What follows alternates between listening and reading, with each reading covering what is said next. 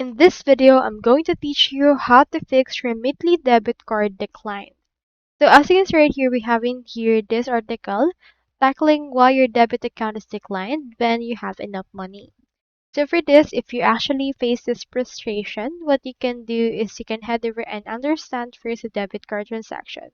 So when you swipe your debit card to anywhere, your bank talks to your merchant's bank through something called the payment gateway. So it's also available on Remitly. So your debit card undergoes a payment gateway on their end, and the payment gateway will check and verify if you have enough money for the transaction. Now, your debit card will get declined if you have insufficient funds, if you already exceeded the daily limits, as well as if you have a blocked card or locked card, as well as if you have technical glitches into your bank account or into your actual card itself. So if your account or immediately is down as well, it will also be declined. So that's all there is today, and I hope this video helped you out.